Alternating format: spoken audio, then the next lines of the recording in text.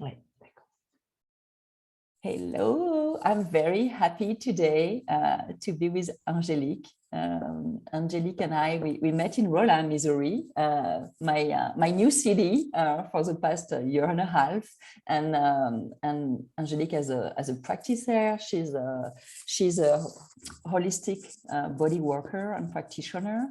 And I'm super happy to welcome her in my Let's Self-Care Together series, because she's going to tell us about something I don't know a lot about, so I'm excited, and it's about Chinese medicine and Shiatsu. Angelique, I would like to let you introduce yourself in a bit more details now. Hi, Gail. I'm so glad to be here with you today. That's awesome. Thanks for inviting me. I've been Shiatsu therapist for about 17 years now. I started with reflexology and Reiki. I'm also a Reiki practitioner. Okay. And then I stumbled across Shiatsu, and I just fell in love with all the practice and theory that it was bringing up for me. It was more than just learning a technique. It was really getting into a huge transformation and personal growth, as it was a training of 4 years, and then I loved it so much. I started working at the healing center where I learned it in Spain, in the south of Spain. And I became a therapist there, and instructor or assistant with the teacher. And I just loved it.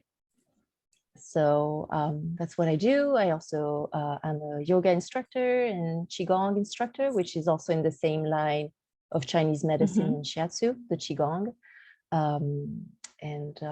What else? I'm also a psychogenealogy practitioner. We might leave that one for another interview. And I love meditation and all those kinds of more Eastern medicine. Oh, and Ayurvedic also. I do the Abhyanga, which is the Ayurvedic massage also. So I've always been oriented so much towards more Eastern philosophies that made so much more sense. And I just felt so tuned with the way they see the world, the body, the illnesses. It's just a beautiful philososophy. I hear a love story here. You fell in love with there is. Shiatsu first, and introduced you to also other practices and this more Eastern philosophy. I would love for you to share with us, maybe the pillars or of this Eastern philosophy. What is different and what has been resonating with you? Right. So Shiatsu, I'm going to start with Shiatsu because it's kind of the main, that's the one connected with Chinese medicine. So it's a Japanese technique that involves working on a futon on the floor traditionally, or on a massage table. And we work with the thumbs, with the hands, elbows, knees, eventually doing acupressure. So pressure points that we work along the body, along the energy lines. That's what Shiatsu means. Pressure with the fingers. Okay.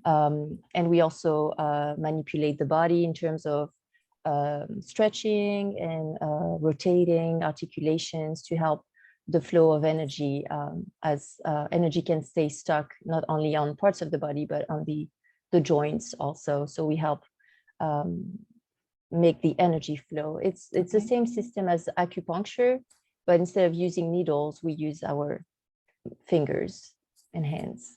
Yeah. And in terms of the philosophy, where do I start? The Shiatsu I practice is Zen Shiatsu. There's different types of Shiatsu. And the Zen Shiatsu, what I love about it is that it's very creative. It's a lot about tuning in with the meridians, those energy lines that go through our bodies that correspond to organs.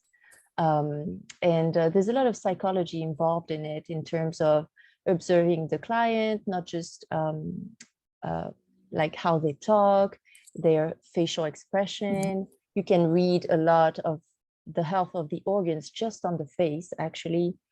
So knowing a little bit what's going on with them, with their lives, and then also listening to the vibration of those organs on the abdomen, so that we can determine which meridians we're going to work on today. And we usually work on 2 meridians.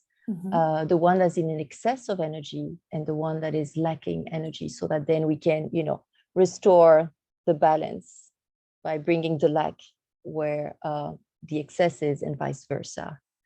So, and that's how we can help the client not just only change physically. Let's say they come, they have a back pain or headache.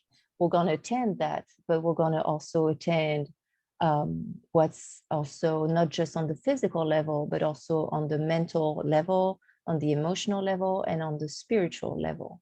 So when we touch a meridian that corresponds to an organ, we don't only touch a physical body, which is more what traditional massage therapy does, working on muscles and bones and tensions. But with shiatsu, it's much deeper and much more subtle also, where we can touch all those layers of the self. Wow. So what I hear is like it's such a wonderful self-care practice, because not only do you attend to your physical needs, but also your emotional and mental self-care through this practice, working on your energy. Wow, I love it. And I realize now that I've had a massage and with Angelique, and I realize that you've been using this technique on me, and I can tell that I felt like this release and it's like kind of peace, after the work we did together. And you didn't put words on it. You didn't tell me we are doing that. You were just doing the work, and I could feel, the effects, and I love the experience.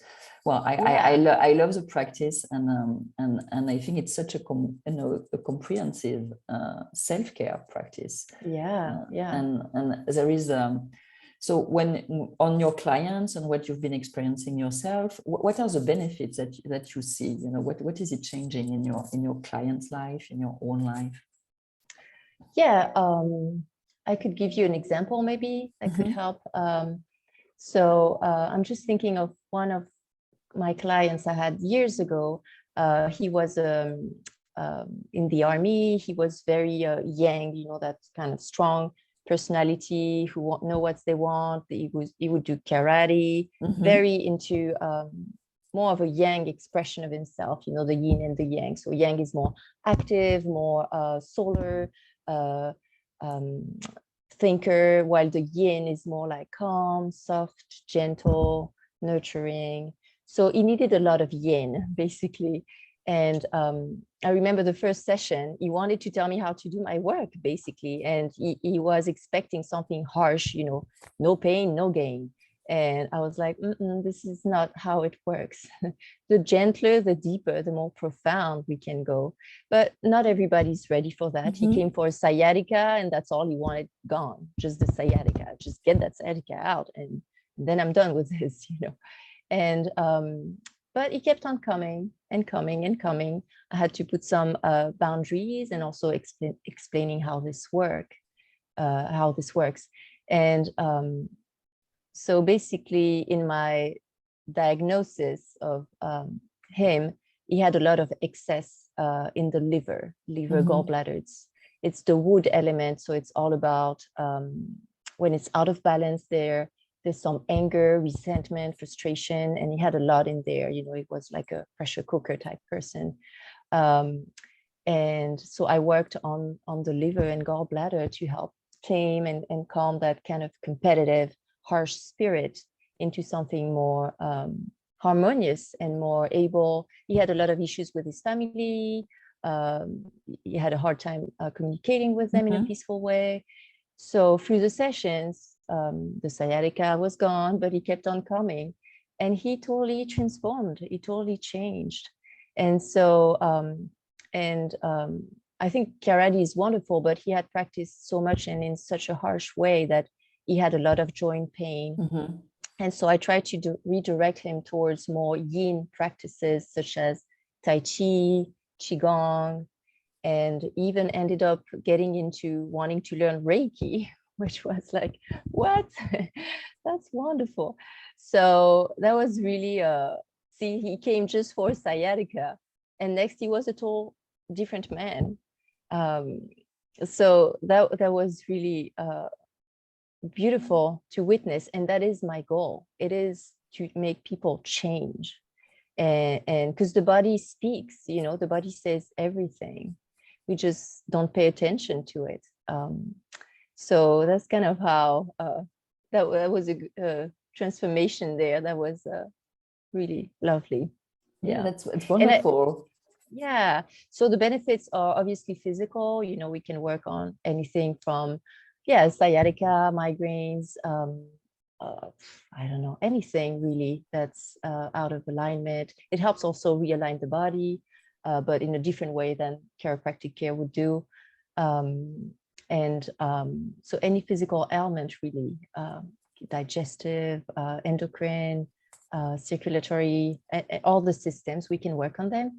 But we can also work on all those other aspects. So someone who comes and has depression, for example, well, it's a question of the lungs. We have to work on the lungs. So someone who's depressed usually is hunkered down, soft-spoken, the vision is kind of looking down. There seems to be no purpose in life. So, and the lungs are also related to grief, to letting go of things and boundaries. So someone who comes with depression, I would probably, I would have to look each person individually, what's their vibrational state right now, but we can help their lungs, the function of their lungs improve by working on opening the chest, working on the meridian of lungs and large intestine, because they work together. It's the metal element, and have that depression go, basically. Or for example, if someone has some liver, gallbladder issues, so there's that angry temperament, like I was mentioning about that person. So there would be a lot of mobilization to unlock those meridians, because they have to deal also with rigidity, lack of flexibility, physical, but also mental. It has to deal with creativity, the self-expression. How do I express myself out in the world in a cooperative way and not in a competitive way anymore? Which that's, how many people have those organs out of balance, right?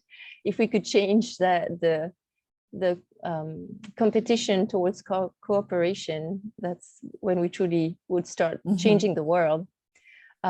So that is like, so that's the wood element. So there is, I can explain a little bit the 5 elements. So there's so wood element, that's gallbladder, liver. There's the metal element, as I mentioned, lung, large intestine. There is the water element, which is kidney and bladder. The earth element, which is spleen and stomach. And the fire element, which is the heart protector, the pericardium, the small intestine, and the triple heater, which is an energetical organ we have in the body that we consider in Zen Shiatsu. So each of those elements have 2 organs that work within it.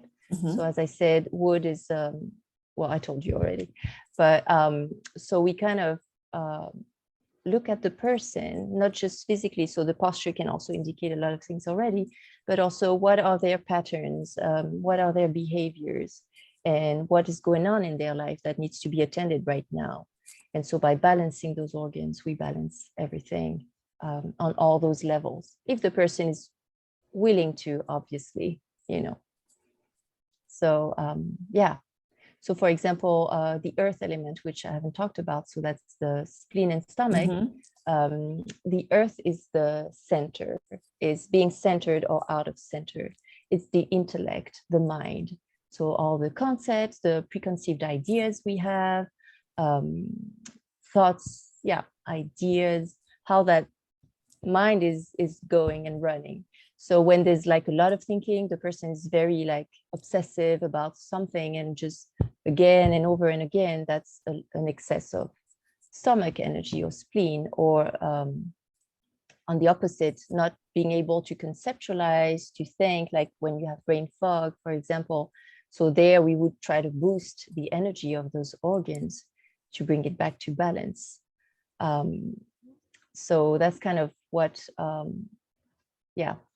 the earth element is. And then which one did I didn't say, the water element. So the kidney and bladder. So this has to deal with the willpower.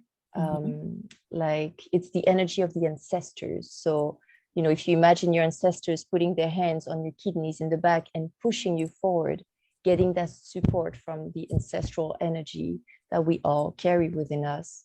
It's the instinct of survival. It's also the ability to flow, you know, like, so that's the water element, like the water flows and hops on the rocks and whatever is in its way in order to get to the ocean, to the sea. So that's kind of the energy of the water. It is like having an objective in life. For the water is arriving at the sea, you know. So it's having like, do I have a path? Do I have an objective?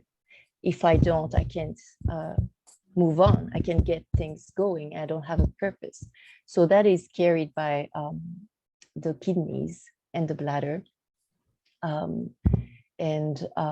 Yeah, it's flexibility, ability to flow, have that inner peace, inner calm versus being in fear and complaints.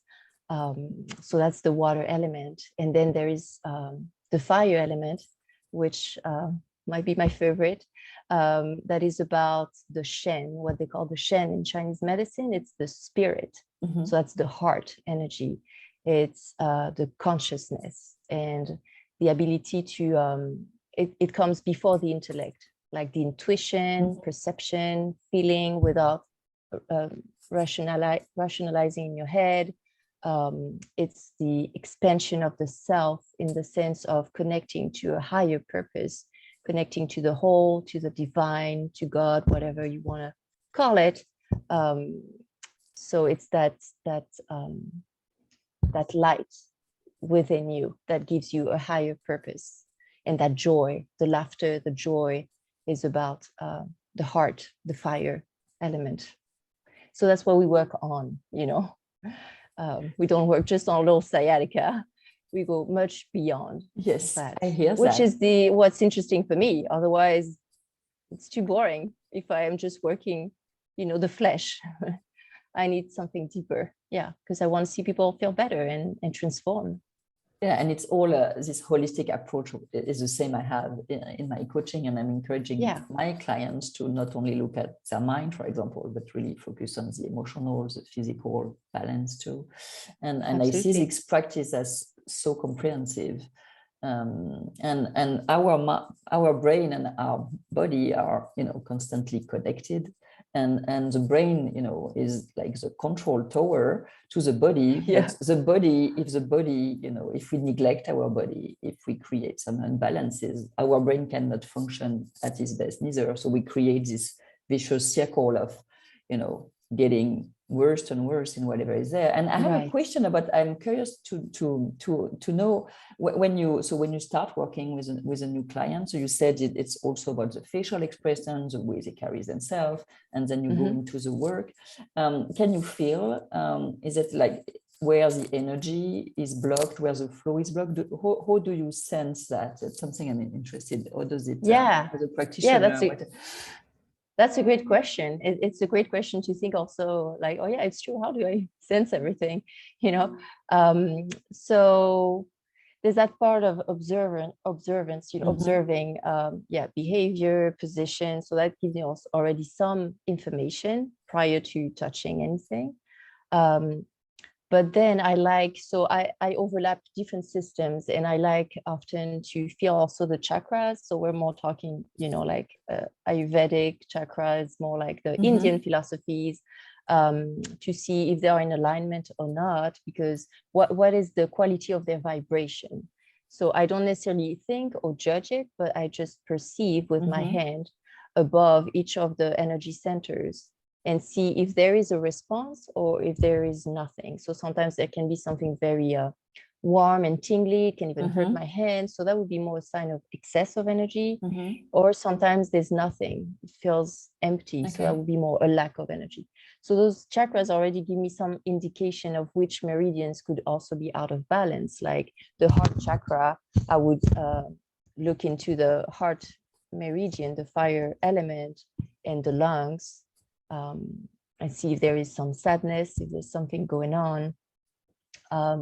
Or the second chakra, which is under the belly button, would be more like the bladder, the kidneys, large intestine eventually. So that gives me some information. And then with Zen Shiatsu, we do what we call an observation of the hara, which is the abdomen. And there's a map of the organs on that abdomen. And so we put our hand without pressure. It's again a listening practice. And same thing, we listen to the vibration of each one of these organs. And so where it pounds, where it's strong, it's warm, I leave my hand there, and then I go around to listen to where the lack of energy is, meaning where there is no vibration before connecting with the lack. And if I put my hand there and there is a communication between both hands, I know this is what we're going to work on today, right here, right now. So, so I determine those two meridians. And then when you start intellectualizing and thinking and talking with a person, often there is a correlation, like they have lower back pain and they happen to be complaining a lot and they seem to have no purpose in life. Well, and then the vibration on the kidneys and bladder are telling me something. Well, we're going to go work on the water element today. So, and then let's see next time. Often there's a healing crisis after the session. So where momentarily symptoms show up even stronger, but then they fade away. So that's the feedback I get for the next session. And so then we'll see what we're doing next, knowing that the vibration of the organs is constantly changing. And it also resonates with the therapist. So I might make the diagnosis of liver, kidney today, but someone else might perceive something different. And that's all good. And that's okay too. We'll never harm anyway, it will always be positive for the person. The accurate meridians, if you have the accurate meridians, you'll help the person change faster, basically. But it always does so much good for the person on all those levels, all the vibrations that we resonated within, So what I hear is like working on this, like rebalancing the energy in these different meridians is creating for your clients a new experience of life. Like there is a change. Like that transform into their way of experiencing their own life, because suddenly there is this better flow of energy and they become more resourceful. Like is what I hear, like they get access to their full, maybe not full, but at least a better access to their potential at what is there, instead of being like kind of stuck, with, and that's so interesting that you're, to me, I mean, as a coach, I work with the mind, and I always invite my clients to, of course, do the other kinds of work on their, also with their body, and because all is connected. But so I start from the mind, and you start from the body, and you go down, and we just realize that all this work is connected, and it's always a holistic approach. And it sounds it's a very efficient practice, and I wish we would. It sounds more like also like something more preventive. If you have like a regular work with your shiatsu practitioner, you can detect actually and see where the unbalance are starting, and maybe you can act a bit proactively on it. And it's more like working on maintaining like this more what I had in mind is like the Chinese medicine anyway. It's much more preventive than the Western medicine that is going to heal when there is a problem, a bit less focusing on preventing everything. And so it's such a wonderful self-care practice to get in this work, and getting also this consciousness on our energy, what is something that also is, we hear more and more about it. And I'm a lot into, personal growth and self-care, and that's part of what I'm interested in. I can see that everywhere, everybody's talking about energy, and so I'm happy it's coming there, but I'm not sure we have a real grasp on the real meaning of it. It's still a bit superficial in my opinion. So I love that you got us, like this introduction to what it is, and so we can go deeper if we want. Yeah, and get yeah.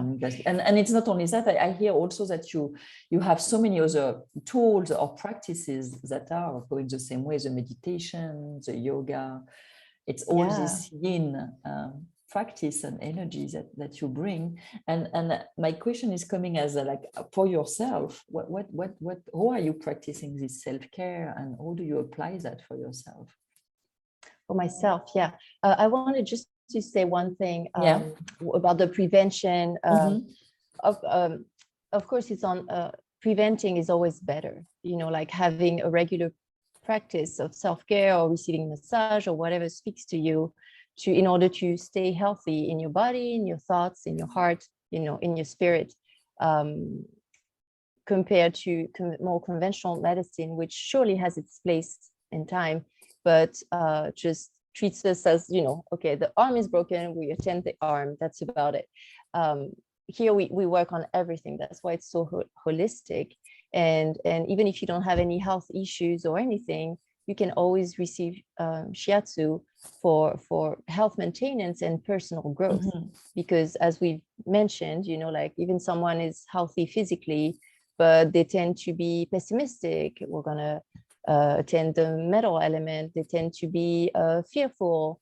We're going to attend the water element, or they don't have a purpose in life. Well, we might work on the water or the fire element. So it's really an amazing personal growth tool. Now, what I do for my self-care, you were asking. Yeah. So I try, because I have a little 4-year-old, so it's a little difficult sometimes.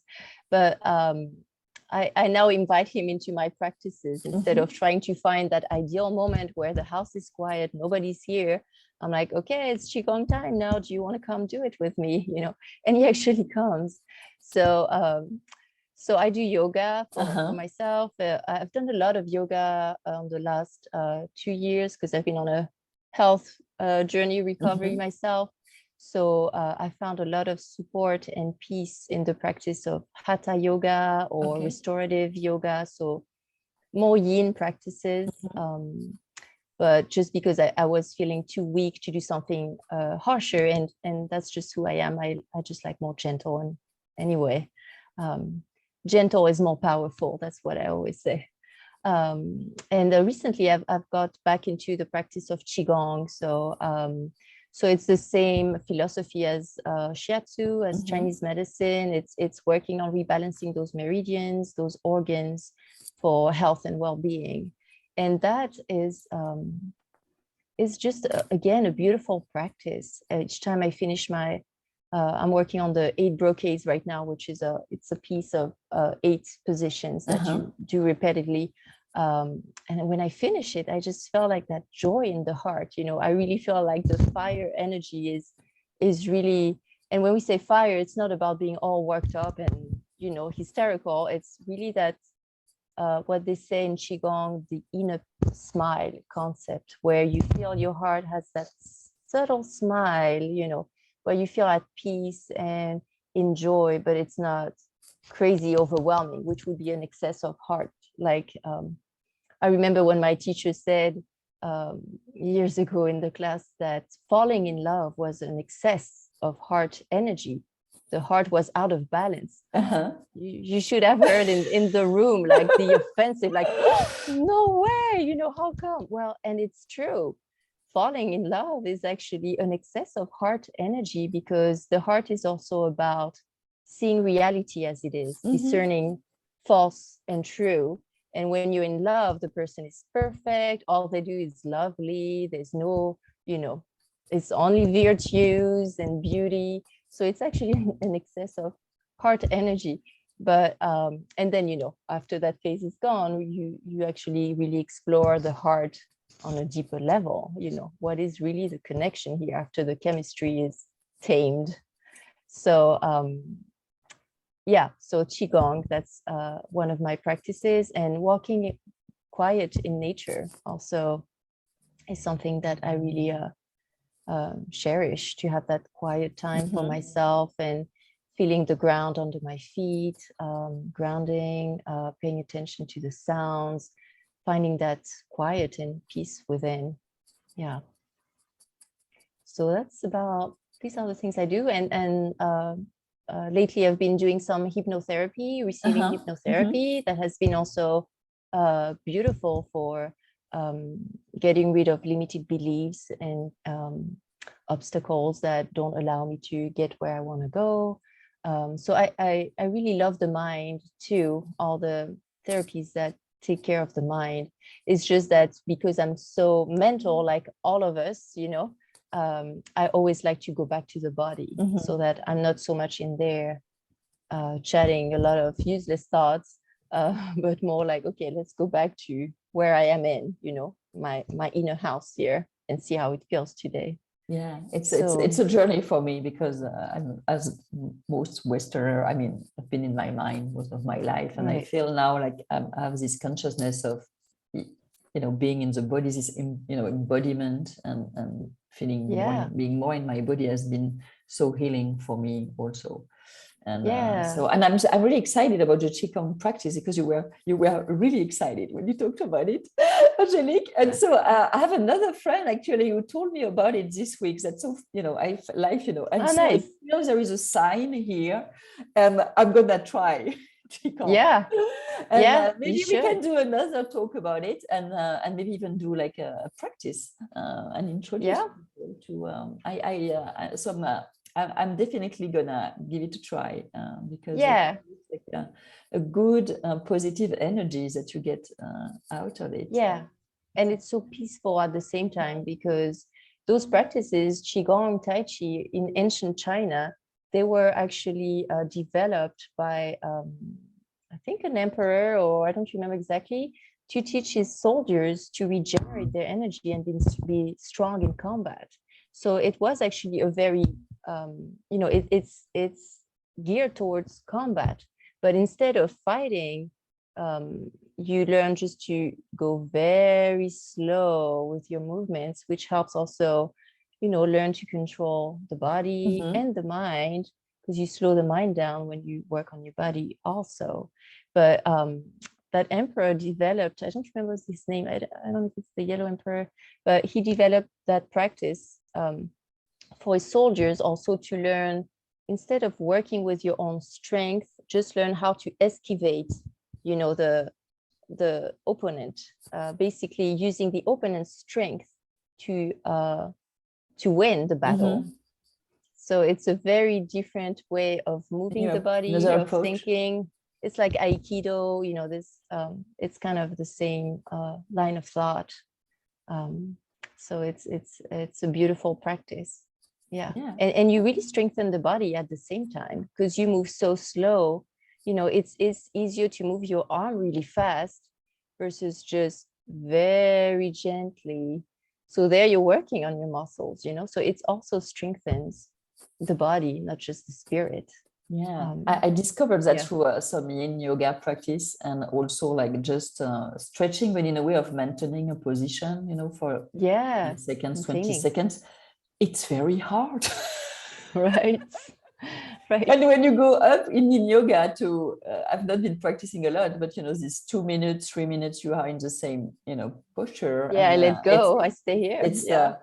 It's very intense, actually. It's in a different way than being in, you know, a very intense workout, but it's so good. And I have a friend, actually, I interviewed about yin yoga who discovered this practice during COVID, and it also transformed her life, because what's the same, you were talking about shiatsu for her, it's where she found a new connection with herself. It opened a new space, and a space where she was able to have a new perspective, actually, on life, and approach them in a different way. And it came from this practice of yin yoga. So it came from the body first, like this experience, breathing, letting go, and this she was able to bring back in her whole life. And you know, I that's why I always encourage people listening to us, and people in general, to try practices, because you know, you don't know what is there for you, but if you give it a try, maybe you're gonna find something that is really gonna change your life.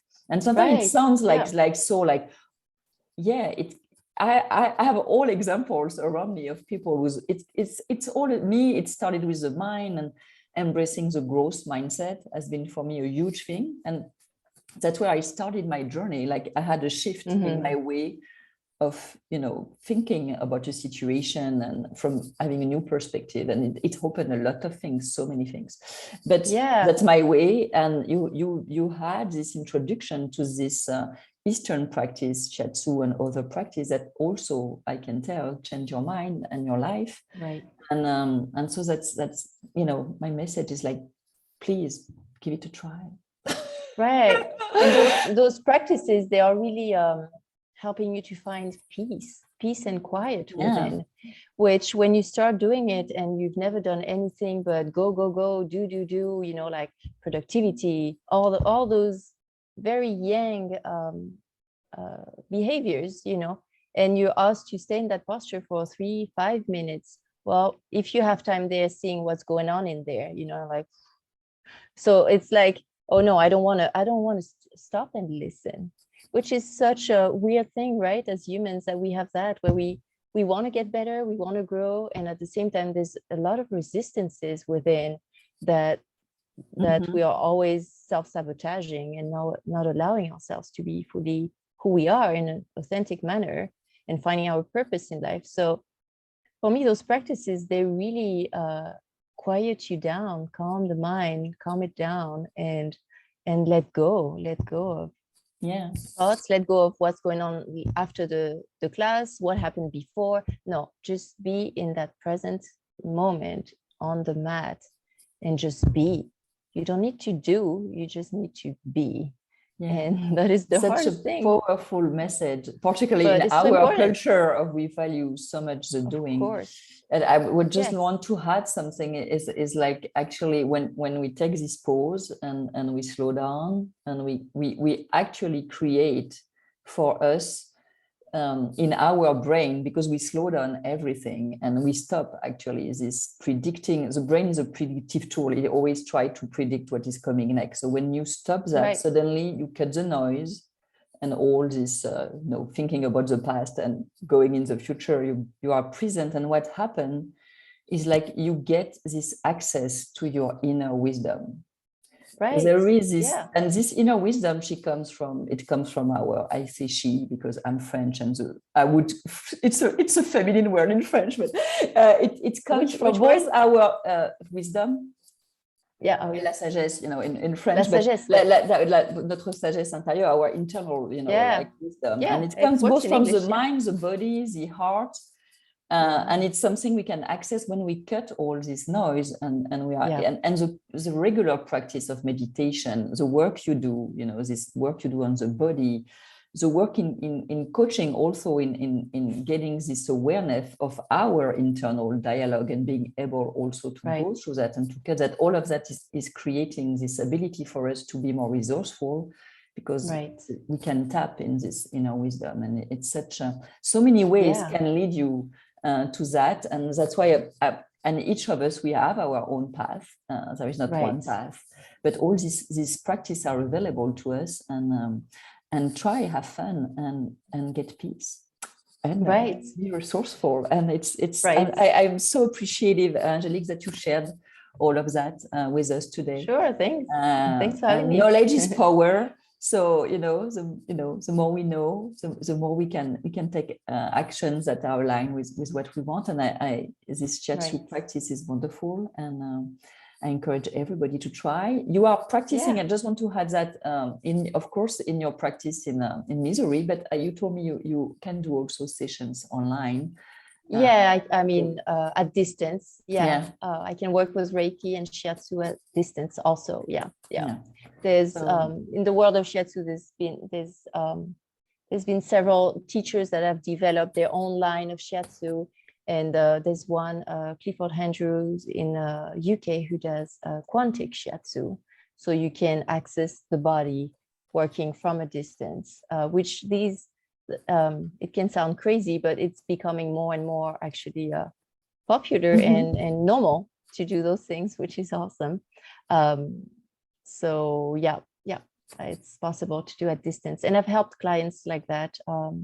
Had a client in end of life. She had cancer, and to accompany her until the end, I just sent her shiatsu at distance, and she noticed it. It was helpful for her. Yeah. So I would put all your access to your website so people can reach out, ask questions, connect, Sure. and keep the conversation going. And Awesome. I hope we've created the desire to go investigate this way of and try shiatsu. And so I cannot wait to hear feedback also for those of you who will experience it and tell us what it has changed for you. Thank you so much, Angelique. Yes, thank Such you a again. pleasure. Merci. Such a pleasure. And I will do something else because there is a lot to talk about. You have so many different self-care practices that you can share with us. So Angelique will be back. I'll be back. I hope so. For sure. Yeah. Bye, Angelique. Bye.